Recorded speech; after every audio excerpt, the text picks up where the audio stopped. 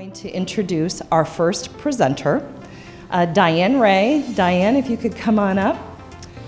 Diane is the Vice President of Strategic Innovation with NMI. We've worked with NMI on several attitude and usage surveys in the past.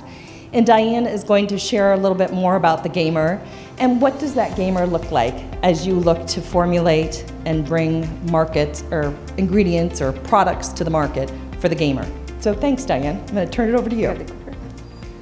Thank you. Good morning. I'm one of those people who is like this at 4 o'clock in the morning when I'm on the West Coast because I come from the East Coast. Like I'm wide awake, ready to go, and I don't even have coffee. So when they say, worry about the time, I'm like, no problem.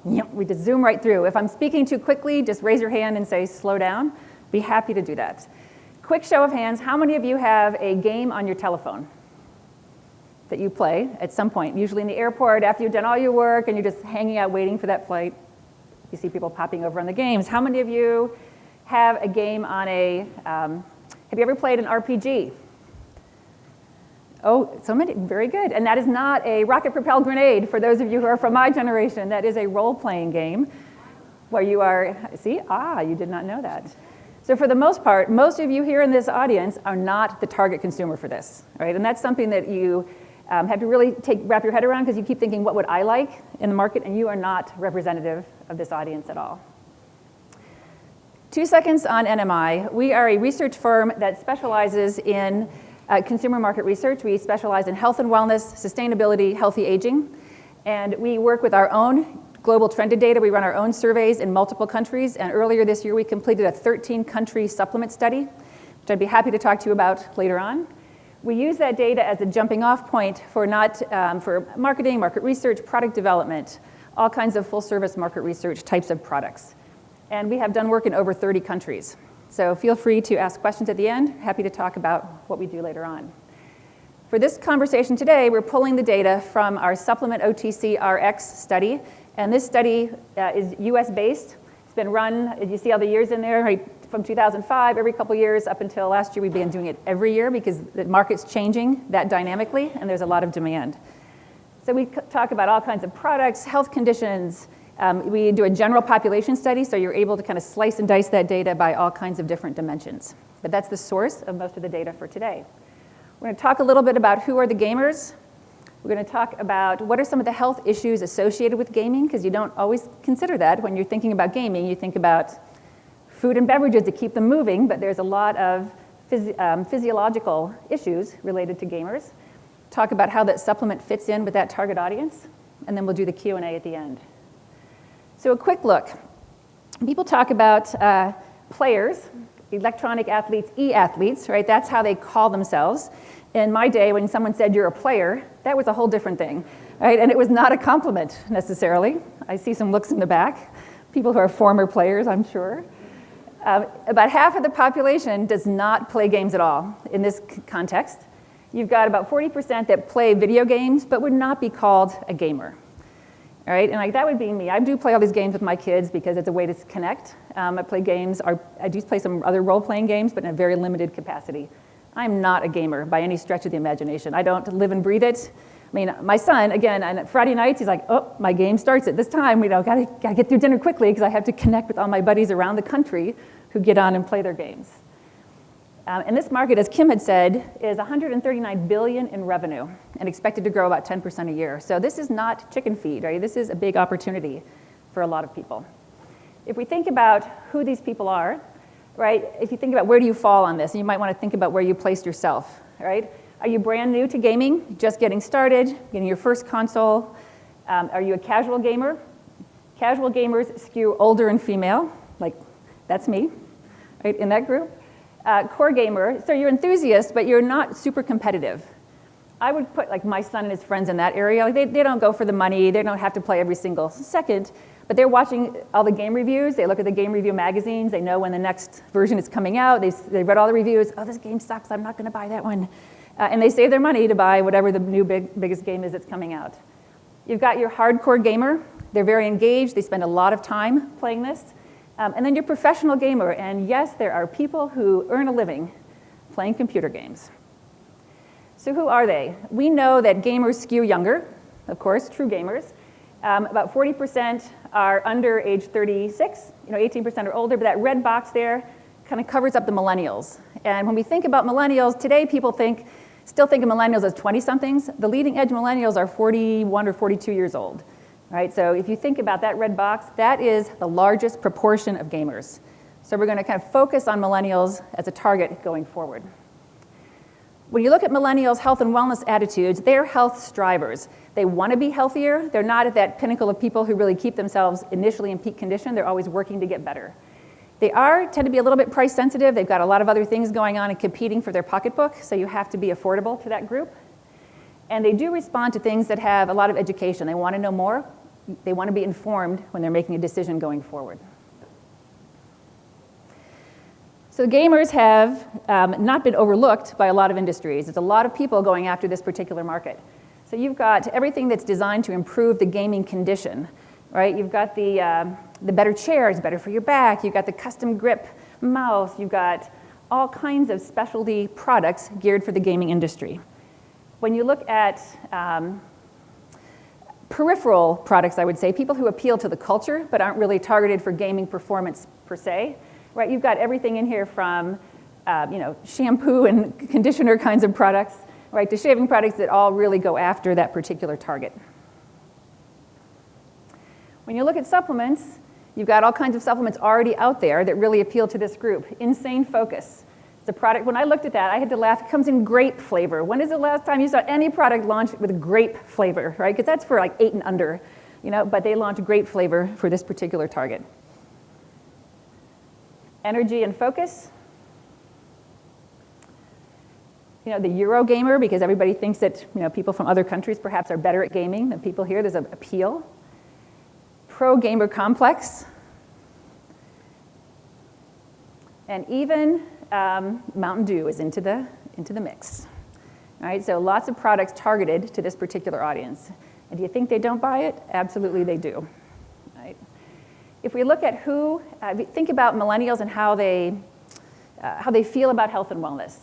Right, so consumers who believe that they can manage their health by taking supplements and vitamins, you've got that Millennial and Gen X group very high. So your target audience is already a believer in supplements. That same target audience has a lot of appeal because they're increasing their use of supplements. Right, so millennials start out with a multivite, when they're in their 20s, they begin to add more. We know that healthy aging starts in consideration about age 27, so people start actually paying attention. I think that was, when I first heard that number a few years ago, I was like, really? But we have done all the research, and that's when people start to trigger that I need to be doing something differently. So people who have increased their usage, we see those millennials have now moved from 1 supplement a day, I think they're up to maybe 3.5 on average per day now, and that's a considerable volume increase. So what are some of the side effects of gaming? I would just say isolation, but we don't really deal with that in this particular thing. I know the 2 20-year-old boys who live at my house, once a month, I'm like, you've got to open the windows, air out those rooms, please, please, please. But vision is a key piece, eye strain, right? Blurred vision, the dizziness, right? There's a lot of concentration, a lot of blue light effects. And you're focusing, because these are very nuanced games if you're at that level of gaming. You've got all the cognitive skills. How do you stay sharp, right? For the professional gamer, certainly this is their full-time, that fractional down who might be just making some side money, right? You've got to stay focused. You've got a lot on your plate. You've got to know how to win, and you've got to know how to win consistently, especially if you're using this as a big income source. Concentration, creativity, right? You have to think about the muscle and skeletal impacts, right? There's always a lot of, you get tense, even playing like the small games I do, and you're done, like your grip on that joystick or your grip on that mouse, it's like, ooh, I got to stretch out those muscles in my hands. So you've got hands, wrists, back, neck, shoulders. All of these are super important to people who are gaming on a regular basis. And certainly energy and endurance. Have anybody been to one of these like Comic-Con or GameCon kind of events? No? A couple? I have been to several. In fact, I make costumes for kids who want to go because it's a lot of fun. It's a way to engage with my children on different things. So when they're off playing their competitive games, I'm in like the board game room, right, playing with the old people in the other side, but they go forever. They'll go 24 hours in a row and play these games, and they'll go with as little sleep as possible to keep going because the competition is what drives them.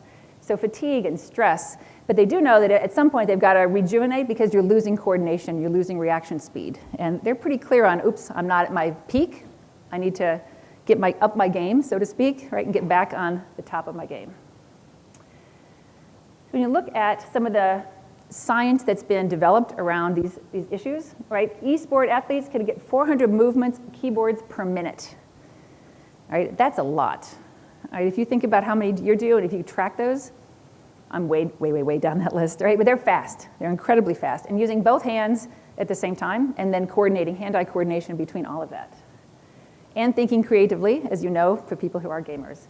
Right, you've got lots of left brain, right brain, different pieces of your brain are being stimulated simultaneously. You want all those to be working at their peak condition. So the strains are very similar. Doctors are saying they now see a lot more like carpal tunnel syndrome. They see other strains in neck and back. People engage their whole body in gaming when they're doing it on a full-time basis. So lots of strain, similar to what you see in other athletes. And as we talked before, hand-eye coordination is super, super important. And people know what to do. You see these guys kind of amping up on caffeine, and they realize I'm losing, actually, hand-eye coordination if I'm too jittery. So they've got to find that balance of what's going to be good to keep all my senses working well, but not being overstimulated. Millennials, and here's where the opportunity is pretty apparent. Millennials say on the left, I'm highly concerned about managing these conditions. Mental focus and concentration, blue light, lack of energy, and joint pain and stiffness. On the right, we see how many of them say, I'm actually doing something to manage that, right? And that spread is a big gap. That spread is where the opportunity space really lies. Just let you soak that in for a second. And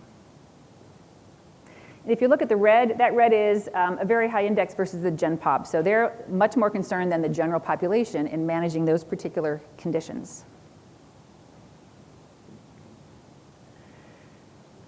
So we look at, we ask a question in all of our surveys, how likely are you to take a supplement if it's proven to be effective to manage these specific conditions? So millennials are like, heck yes, I'll take a supplement for concentration and focus. I'll certainly take a supplement for blue light issues. Those are big opportunities. I mean, energy is so ubiquitous that every generation wants more energy. So while it's important here, it's also important across a broader group. Millennials are concerned about joint pain and stiffness, right? And you would think, like, what the heck? You don't hit that until, 40-something usually, when you start to feel those aches and pains. But millennials are feeling that, and keeping in mind those leading edge millennials are in their early 40s. So if we talk about forms, this is not specifically millennials who are gamers. What form do they want their supplements in? So please don't take it to that level of finiteness, but millennials are at 49%, top two box agreement that they want to get supplements in something other than pills and capsules. All right, it doesn't mean they won't take it in a pill and capsule, but it means that new form can be a little delighter. It can just make the difference in kind of market attractiveness for them. It can make you stand out just a tiny bit. What we find is people who are taking 1 or 2 supplements a day, a pill and tablet's great. People who start taking more, and when you get to that point where you're taking 6 or 7 and you have to go to the pill box, right? Monday, Tuesday, Wednesday, Thursday, Friday, that's a threshold. And when you cross that line, it's like, ooh, now it becomes medicine, and now I'm old or I'm sick, and there's a mental problem there. But if I can keep a bottle of gummies on my desk and just pop a gummy, I don't think that I'm taking a medicine. So it's not that that's the specific answer, but keep that in mind as you're developing products moving forward. So just a quick summary, right? The gaming market is big and is growing. So there is opportunity space here. Gamers and millennials, they do split pretty much evenly by gender. So don't think that this is just a guy's market. Keep that in mind as you're moving ahead with who your target audience is. There's a lot of health issues. You've got the whole mental, physical skill connection that's super important going forward. And they're highly engaged consumers. This is a target that's going to be pretty quick on the uptake for new products. So thank you. We'll hand it back to Kim. Thanks, Diane.